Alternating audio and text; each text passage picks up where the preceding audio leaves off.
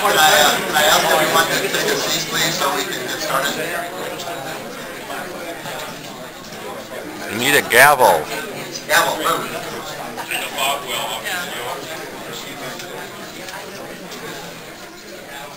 Again, I'd like to welcome everyone to the November meeting of the Board of Directors of TriMet.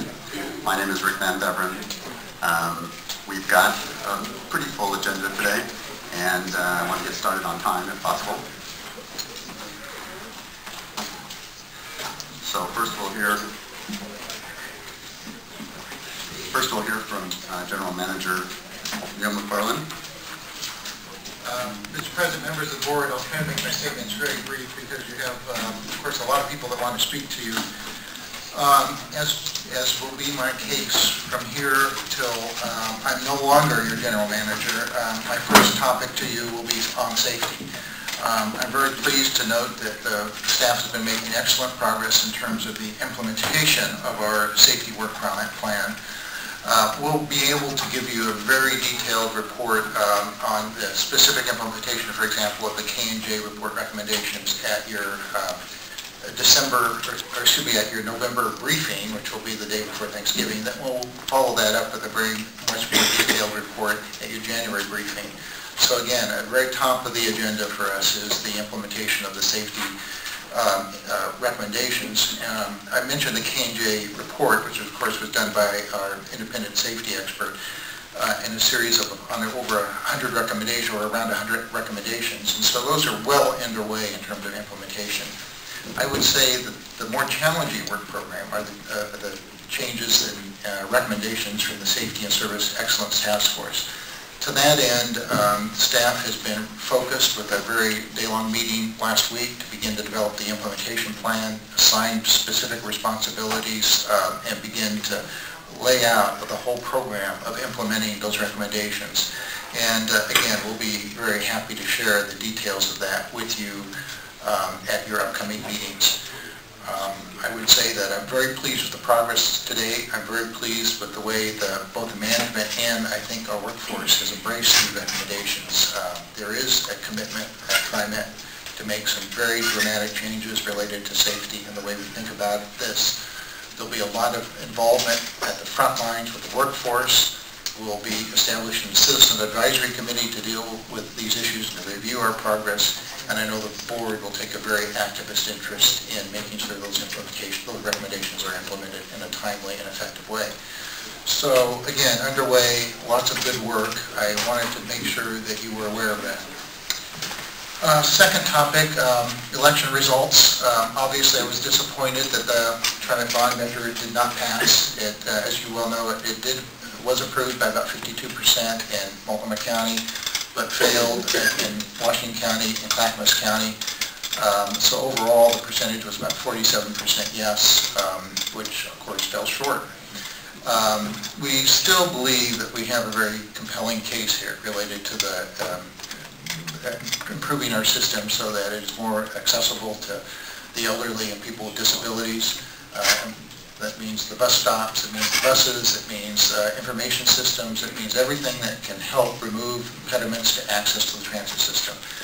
So we know that's a compelling case. We know it's important. We'll continue to work on those priorities over time as you advance and as we propose to you various budget actions over the next year. We'll begin to see, obviously, the pace upon implementation will have to be very measured, but we'll continue to advance those priorities best we can.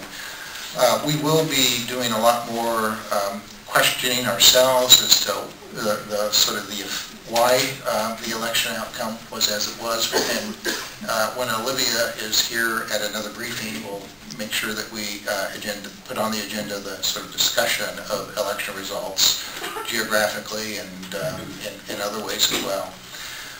So we'll get into that in a lot more detail again at a future briefing. Did want to note on October ridership, this is the first month where we've actually had month-to-month comparisons before Green Line and after Green Line. So in other words, October of last year was the first full month that the Green Line operated, and so we were able to compare it, and service was up, or ridership was up over last year. Overall, right now, the Green Line is carrying 22,900, almost 23,000 riders on an average daily basis. So that continues to click up on a monthly basis. So we're very pleased with the ridership results on the Green Line, getting good results. The bus trips overall are down, and I think that obviously relates to the service levels. They're not down at the level that we were expecting, frankly, and budgeting for. And in some regards, it's good news that the reduction isn't as deep as we thought it was going to be. But overall, our system is down about 2%, and a lot of that is really due to reductions in the bus, and really all categories of bus, daily, weekend, midday, all categories of ridership.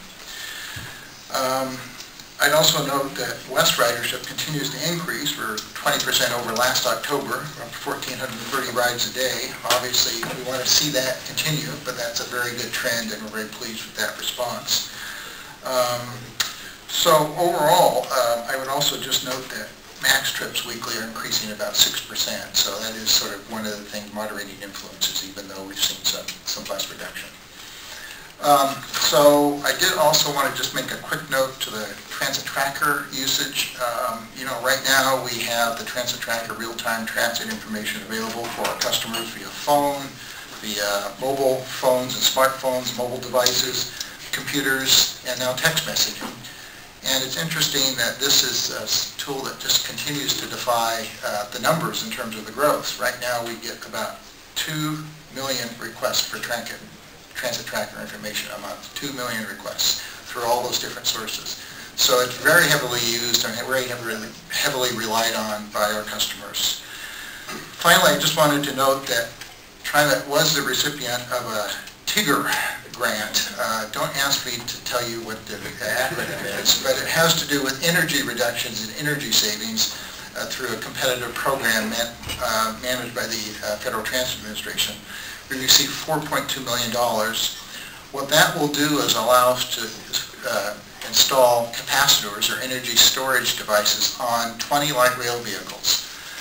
You might know that our light rail vehicles, all our Type 2, 3, and 4 fleet, have braking regeneration. So it's sort of like the Toyota Prius. When you brake, the energy goes to the electrical energy that results, in our case, goes back to the wire.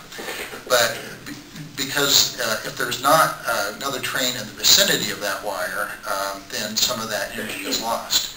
What the capacitors will do will actually absorb that energy that is not immediately needed on the wire overhead because there's no other vehicle in the vicinity, and allow that energy to be released then later when there's actually a call on it for the system. So we think that that will actually increase the efficiency of that. So we'll get, for those 20 vehicles, get close to 100% of the regenerative braking energy will be released back into the wire, obviously saving energy and all the environmental benefits that go with that. So we're very excited. This will be one of the first in the nation, and one of the reasons that FTA chose TriMet to, we're very proud that FTA chose TriMet to pilot this new technology. We expect actually it will start to be standard on light rail vehicles in the future, but again, will be an interesting pilot. With that, I'd be happy to answer any questions. Other questions of the General Manager? If not, I'd like to make a short statement about Board's expectations with respect to the safety priority at TriMet. First of all, the goal is clear. We need a reduction in the number of incidents resulting in injury and fatal accidents. Our findings, especially from the service and service excellence and task force, was that we need a change of culture in the agency. And the key to that is equipping, training, empowering professional operators to make correct real-time decisions when operating our vehicles. The current strategy is to adopt a higher standard beyond compliance with state and federal law, particularly with respect to crash investigation, avoidance, and preventability, aside from legal liability, and to adopt the best-known safety practices from the private sector as well as other transit agencies. We're going to measure our progress. We're going to keep safety metrics and report out to the board and to the public on a regular basis. We're going to periodically review our strategy success. If a change of strategy is necessary, if we need consultants from outside, we're going to do that. As the general manager indicated, a future board session, high priority at the board meetings was to review the implementation strategy for the recommendations of the Safety and Service Task Force. So that's going to happen, and the board is engaged in oversight, and I'm going to honor my commitment to make this a real priority for the agency, and I want that to be very clear to everyone. So that's my comment. Any other comments?